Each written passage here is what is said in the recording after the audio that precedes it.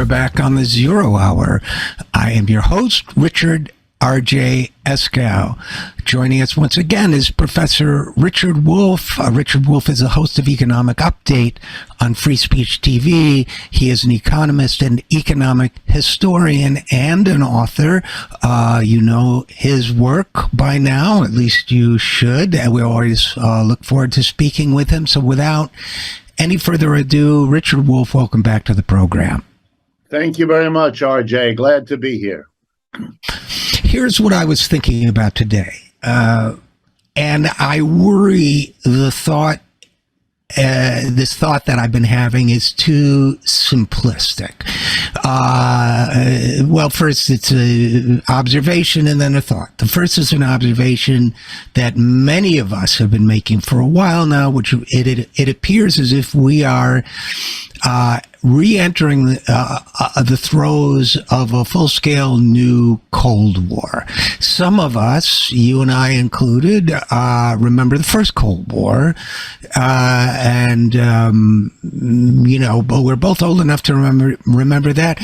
Our difference, I think I may be, not to pull the youth card on you, just younger enough that I remember these duck and cover drills in preschool, in elementary school, and so on.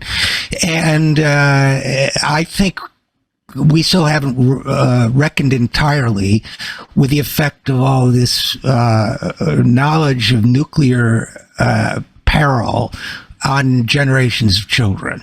And we thought, some of us thought that was behind us forever with the collapse of the Soviet Union. Others of us did not. But in any case, we are getting more and more evidence that not only is there increasing brinksmanship around the topic of Ukraine, but that we are arming up for what's being described as economic competition with China, but which clearly has a strong military dimension to it as well. And therefore, I worry about nuclear holocausts again. I worry about the psychology of that fear on children again. And the thought, to end my setting up of a discussion, the thought that occurred to me was, is this just about money? Because it seems to me to say that we need to challenge China, for example, in the global marketplace, because it's a competitor to us, it kind of leaves out a lot of stuff. For one thing, it leaves out the fact that our corporations have been using China and in partnership with China against American workers for many years, if you want to put it that way. And secondly, that competition on whose behalf?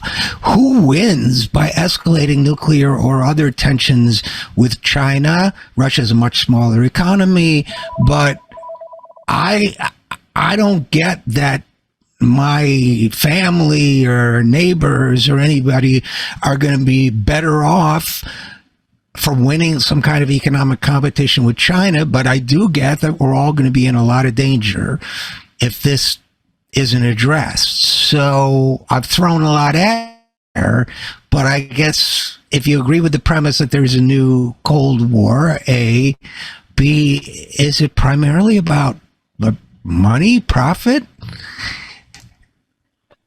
Well, I think, like most things, it's certainly not only about money and profit.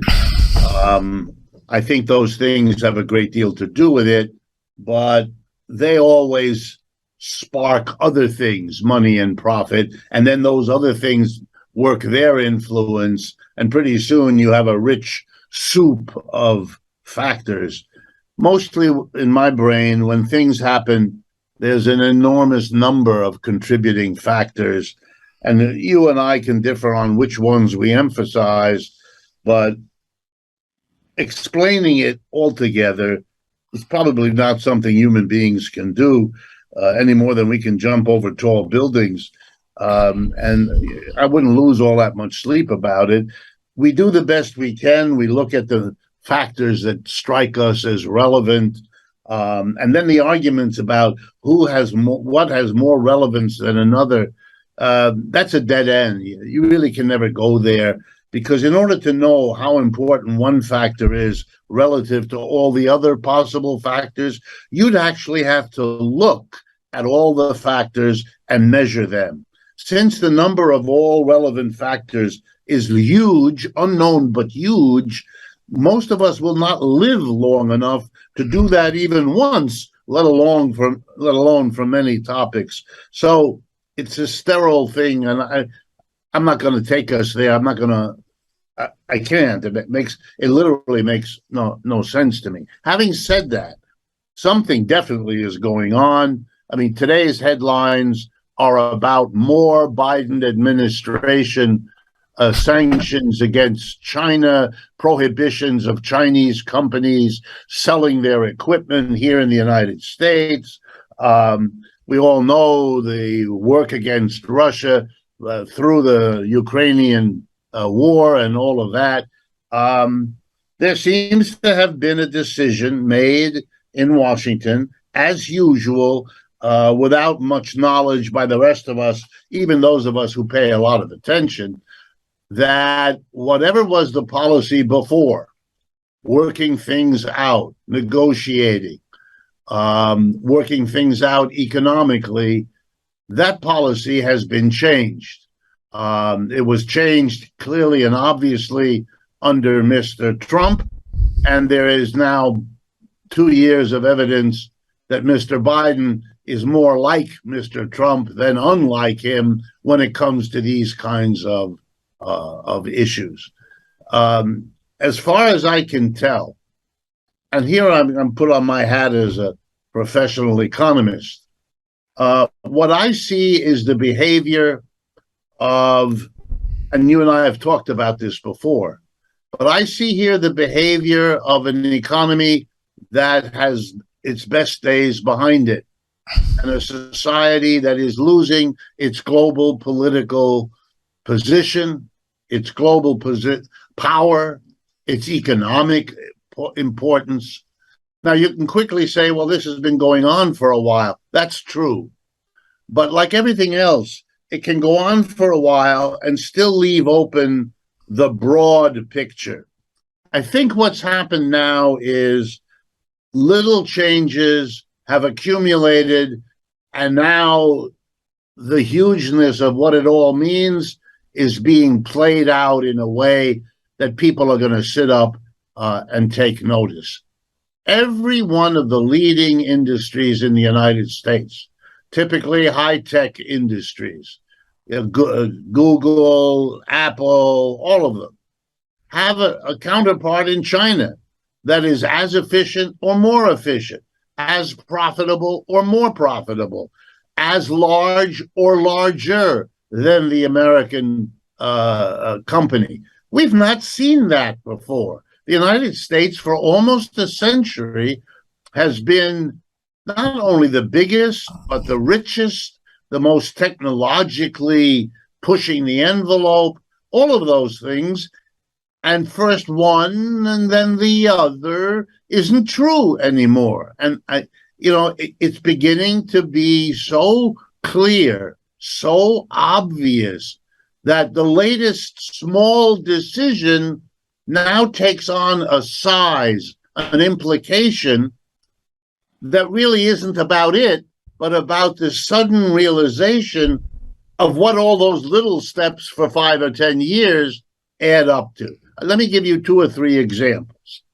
A week or so ago, the OPEC plus 23 countries that include Russia and Saudi Arabia and everybody else who's a major player, Mexico, Venezuela, Iraq, so on. They were basically approached by the United States and Great Britain. Would they please increase the production of oil, which they are the right ones to ask, because that's what they are. They are the world's major oil producers. And the explanation given to them, very typical, the kind of explanation given in the past, was we don't want to have a bad recession. A bad recession is looming in good part because inflation is making it impossible for people to afford buying the quantity of stuff they used to. Interest rates going up to deal with inflation further stifle economic activity.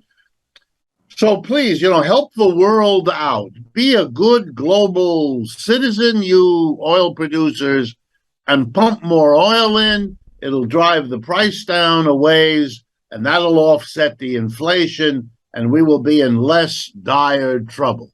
In other words, the problem is global, and the solution is in your hands. The 23 countries debated a very short time, a day or two, and reached the conclusion that pretty much everything the British and the US had said to them was not the way they saw the world, was not in that sense true, but even more ominous, whether it was or not, their interests lay somewhere else, namely in reducing the quantity of oil in the world, which would presumably drive up its price and therefore not only not lessen the inflation, but actually reinforce the inflation. They cut oil production. I believe a unanimous decision, or if not, then very close to one. They cut it by 2 million barrels of oil per day. The total amount of oil produced per day, roughly 90 million. So this is a better than 2% cut. That's more than enough to stimulate people around the world, countries, companies, to start bidding up the price of oil. Because if you're cutting back oil, you don't want to be the one. You could be sitting, I don't know, I'll pick a country somewhere in Japan. You need to import X million barrels of oil. You don't want to be the one who gets no oil. Therefore, you'll go right away to whoever your oil supplier is and say, look, whatever the price of oil is right now, I'll give you $3 more a barrel if you give me a signed contract committing to ship me X quantity on 10 tankers over the next 6 to 12 months. All right? Which means these are known events. That'll make somebody in, I don't know, New Zealand, who also has to buy oil, realize what his competitor in Japan just did and offer $4 more. Right. You see what it's Sure. Classic. So this is important. Number one, it means that the inflation and the rising interest rates that have led to the prediction nearly universal now of a recession starting next year. And remember, next year is 3 months away. Right. We are, that's worse now than it was before. Number two, the inflation is getting worse. Number three, the pressure on the Federal Reserve to raise interest rates is getting worse. But the most important thing of all, that little fact that now takes on this enormous number, these 23 countries have just, if you pardon me, given the United States the proverbial finger. We're not doing what you want. We're doing what's good for us. We think you wanted us to increase oil because that's good for you. We're not here to do good for you. That's the way we behaved in the past, but we don't have to anymore, and we don't want to anymore, and we're not going to anymore. For Americans, each of these little moments, and I could give you half a dozen other examples if you wish, but each of them is adding up to a recognition that whether you use your interesting phrase, a new Cold War, or the question, I believe it's in today's New York Times, of their columnist, Friedman, who kind of asks incredulously, are we going to take on Russia and China at the same time? Because, the first brain says, that's not smart. Russia is the largest country on Earth by geography. China is the largest country on Earth by population. And the two of them are in an ever-tightening alliance with India, which is the second largest country by population and about to overtake China, I believe, this year or next. Do you really want to be aligned in an economic and political and military struggle under those terms? Let me remind you about who we have gone to war against one way or another. Afghanistan, Iraq, Syria, Libya. We're talking about the poorest countries on earth who have no army or navy or air force at all, who dream of nuclear weapons but don't have any. Russia and China are the opposite of all of that, as India is coming to be also. Therefore, whoa, what is going on? Last point. The war, the Cold War, had a kind of ideological logic to it. We were told, you and I, our generation, the American people, that there was a great struggle between capitalism and democracy and all of those things, which we were told go together, against this other evil thing, socialism, communism, dictatorship, authoritarian, totalitarian, right? We had a picture of a great struggle. We can't do that now. I mean, that's not available. India isn't a socialist or communist country. Russia gave that up explicitly. China, well, we can debate what China is. China has never called itself a communist country. China refers to itself, as Russia always did, as a socialist system. But that's only the beginning of the ideological confusion here. The people that are arrayed against us in Russia are mostly private capitalist enterprises, and the government they control. And likewise in India, and again, depending on your debates, how far China is from that is a debatable matter. So we're not going to have this uniformity. We're going to have to sequentially demonize Putin, Xi Jinping, Mr. Modi in India, and we're going to have to go on because there's more and more countries lining up somewhere else. It should have been a warning to us when a few months ago a special meeting was arranged under pressure from the U.S. for all the countries in Africa. And if you add them all up, there were quite a few. I believe it's 80 or 90. I don't know exactly. A large number, maybe 70. And they were asked to have a meeting to send their top political leaders to hear a speech by Mr. Zelensky in Ukraine about the importance of lining up with the West in the fight with Russia. Out of the, whatever the number of African countries is, a total of 4 attended the meeting. There is no support for the US and the UK in Ukraine.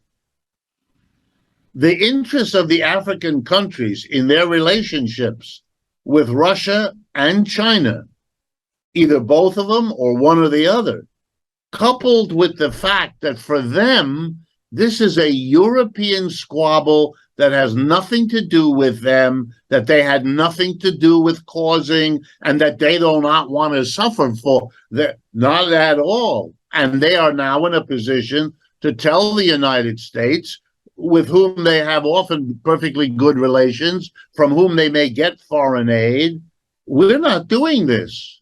And if you stop giving it to us, that's a price we're willing to pay. You know, you at a certain point, if you don't face the declining situation you are actually in, you are going to make catastrophic miscalculations about what's happening. You're going to give instructions to your ambassadors, to your negotiators, that gives them the impression that you have the ability to carry through on the threats that they're making, but you don't. Look, part of me wants to be compassionate. I was born in Ohio. I'm an American and all of that. And I understand it is difficult to be part of a society that's going down. It's scary. It's unwanted. It's very troubling. Most of us, including you and me, participated in the uprise of the American empire. When I was born, when you were born, we still had many decades to go of rising income, rising footprint in the world, dominant American position politically, culturally, and everything else. And it was a heady time. Not that everyone in America participated, obviously. Women, people of color, and so on were given the short end of that nice ride up. But they even got a piece of it if the piece was small. Now we are on the way down, and the people at the top don't want to give up anything. And that's why they're offloading the costs of a decline onto the working class. That's why we have the growing inequality. That's why we have the sudden rediscovery of ideologies that want to justify an ever smaller group of people getting theirs and everybody else should be. That's why we have, fascistic, white supremacy, all of that stuff is emerging because deep down Americans are understanding the game is over. The question now is who's going to get to hold on and who's going to really lose it. And the whites are being told, you better get together with other white people to hold on because otherwise you'll be the fall guy in all of that. These are all very painful, socially divisive, crisis-producing tendencies. And I would wish we would see it. Look, the British are suffering. They're in the worst case. Their economy is in worse shape than ours is now. And that's saying a lot. And you know why? Because they're 100 years further along in the decline of their empire than we are of ours. The Germans, back in the 20s, they blew up. They were traumatized by losing World War I, by losing their savings in the worst inflation a modern society has seen, the German inflation of 1922 and 23. And then a few years later, the Great Depression hit them. Lost the World War, lost everything in the inflation, and then the greatest depression capitalism has ever seen. This was a blow against the working class of Germany that blew its brains. And it went for a little mustached Austrian who became their leader because he promised to lead them out of this catastrophe. Mr. Trump, this is the first dry run of someone who wants to promise that he's going to lead us out of the horrors that we are facing. Not that he can do it. Of course he couldn't.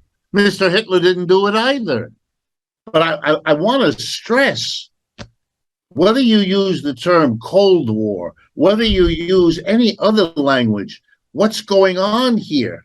And I bet you most of the people listening or watching to this program, they get it. Something is falling apart around us.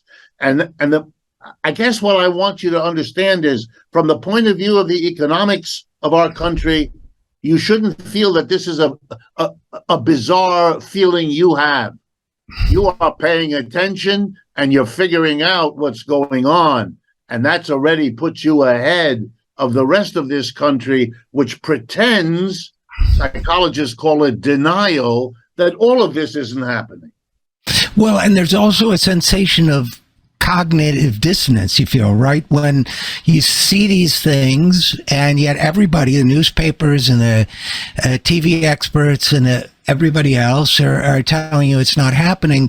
But not only that, Richard Wolff, it also seems as if the leadership is doing the exact opposite. They're digging the hole deeper somehow.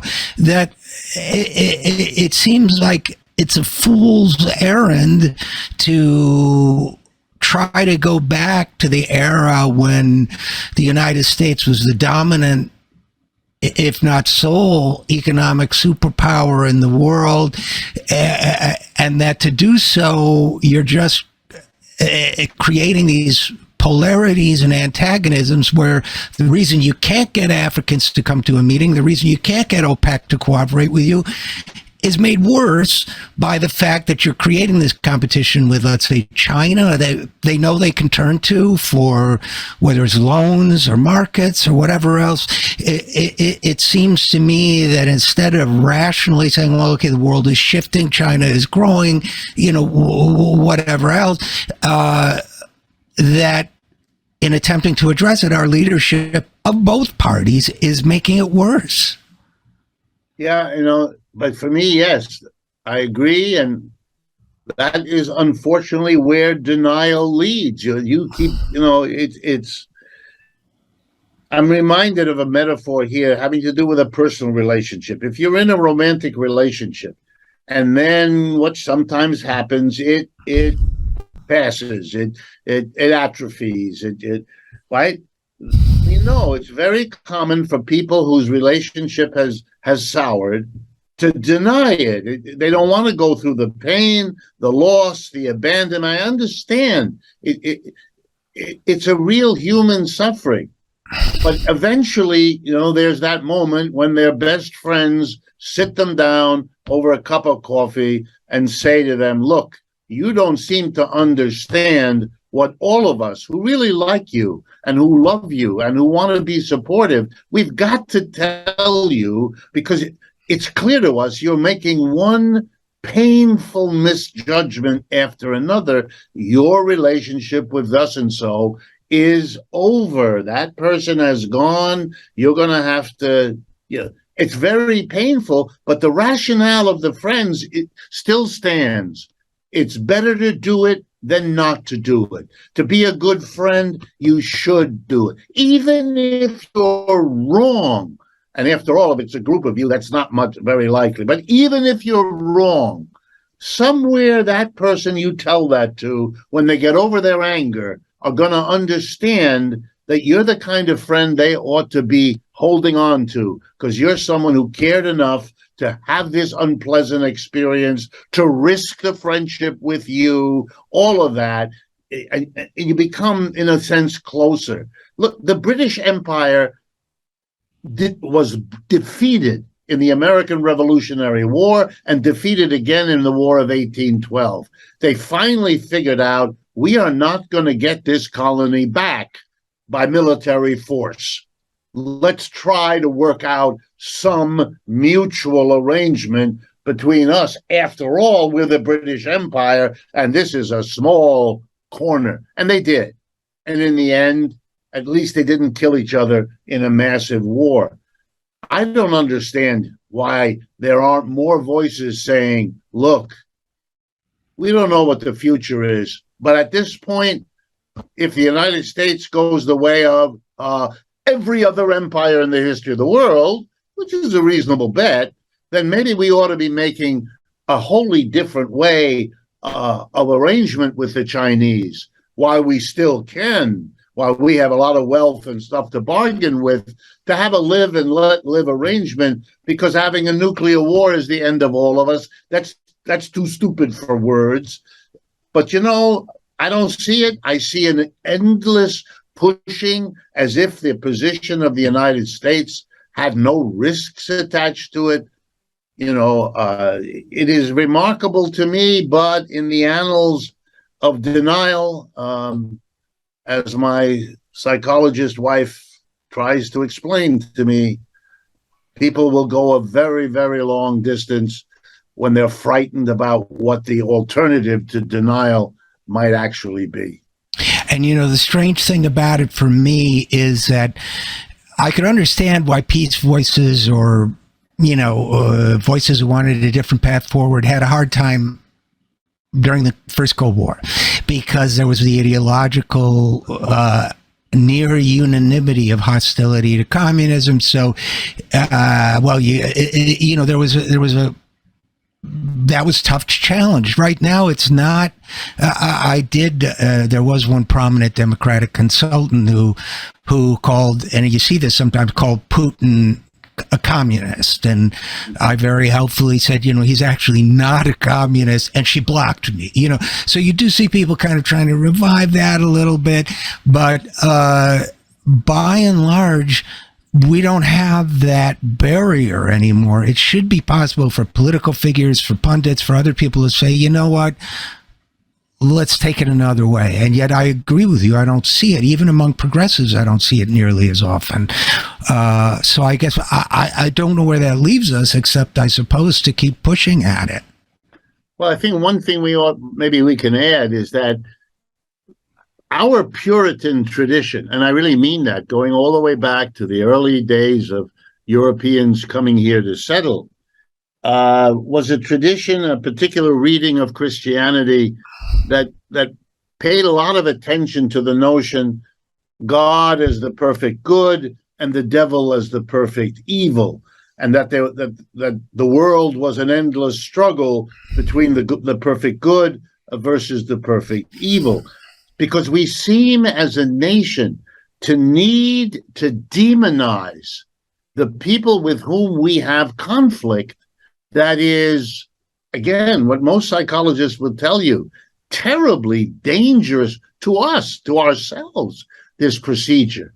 The world is not composed of people that are either the good people or the bad ones. Might be nice if it were organized like that, but it isn't.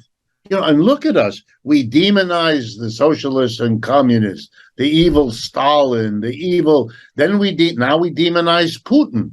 The fact that one was an enthusiastic leader of the Bolshevik Revolution, and the other one, Mr. Putin, in case people are not familiar, for years has ridiculed communism and ridiculed the Communist Party in his country and claimed to be cleaning up the mess left behind by all of that.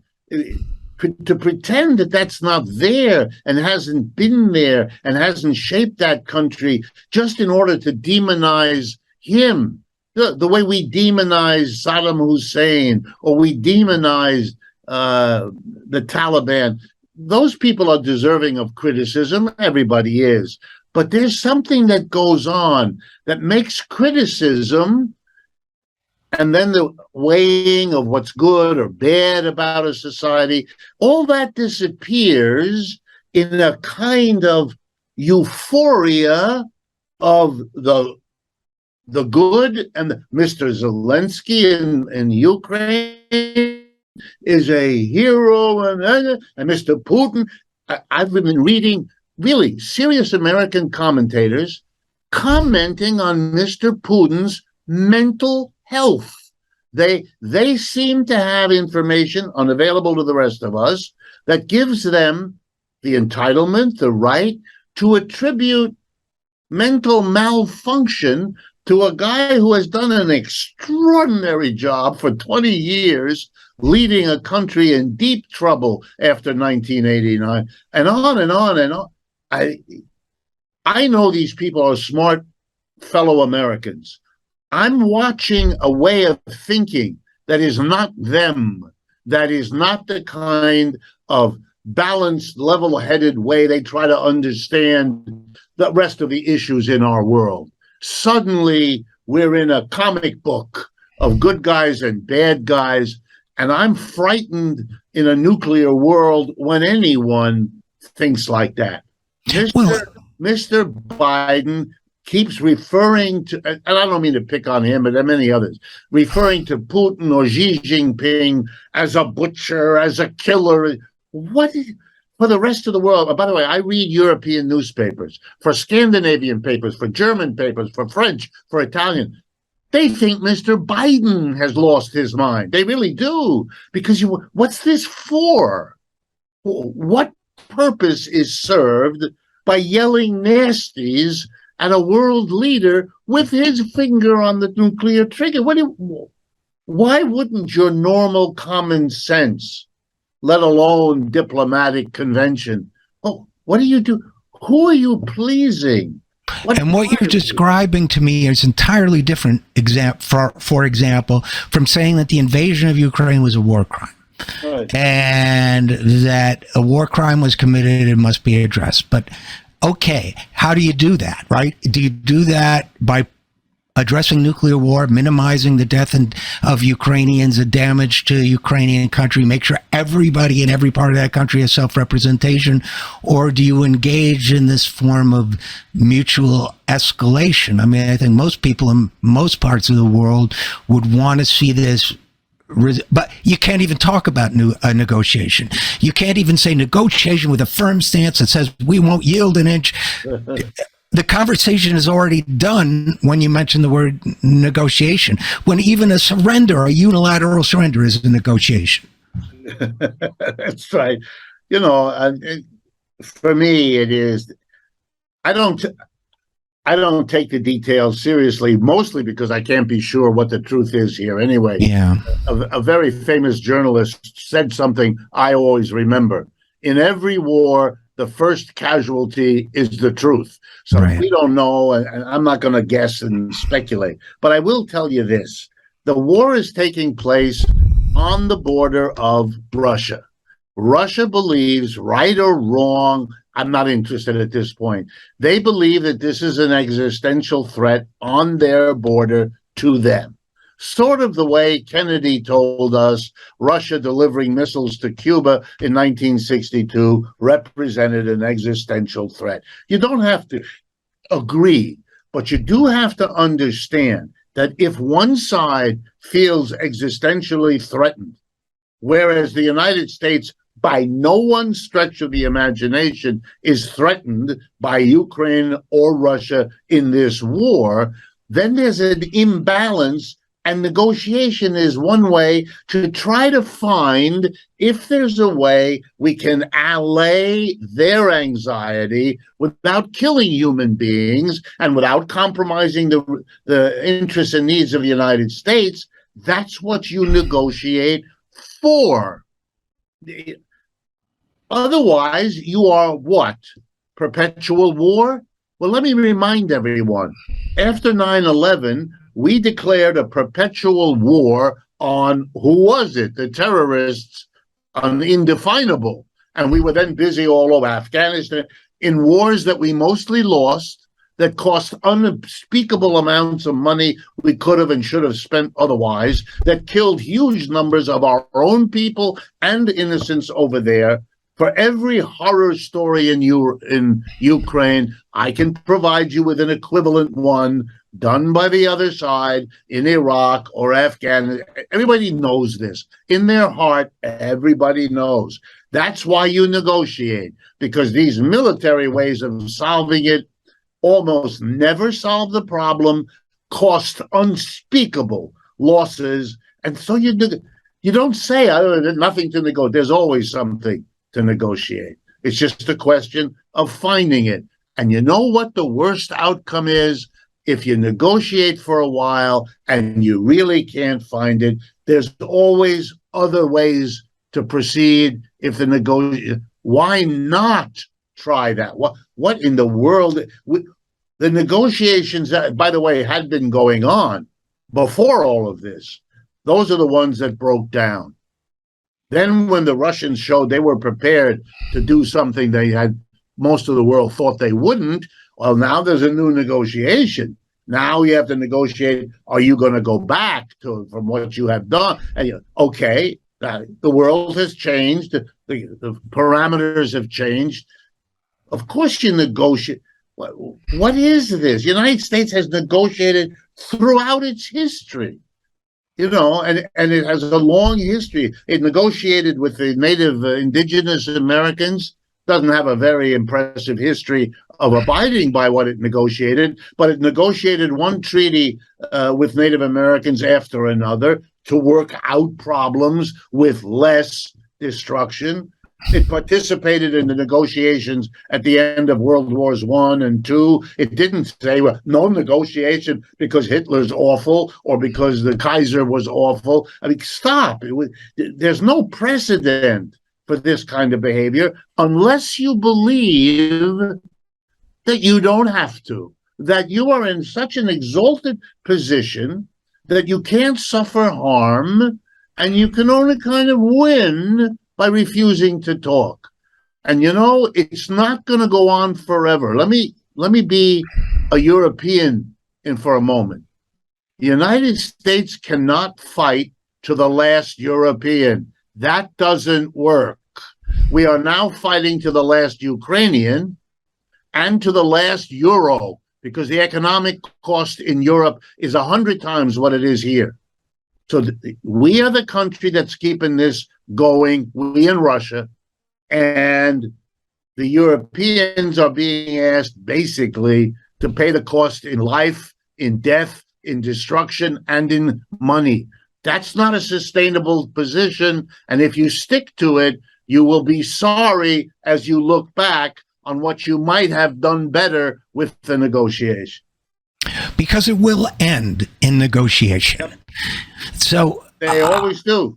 They always do. And if it doesn't, the result is apocalyptic. So, but unfortunately, we're going to have to end it there. So as always, Richard Wolff, host of Economic Update, economist and economic historian, as always, a great, well, I can't say necessarily pleasure, always, given the subject matter, always very informative and stimulating to speak with you. And as always, thank you for coming on the program. My pleasure. It is a pleasure to talk with you. Even and in part because of the topic is so heavy and scary, we need to talk about it. It'll make it better for us to find a solution if we don't pretend that we either can't or won't or shouldn't. So I'm glad that you have a program where you dare to do it. Thank you so much. And thank you again. And we'll be right back after this. I'm Richard RJ Eskow, and this is The Zero Hour.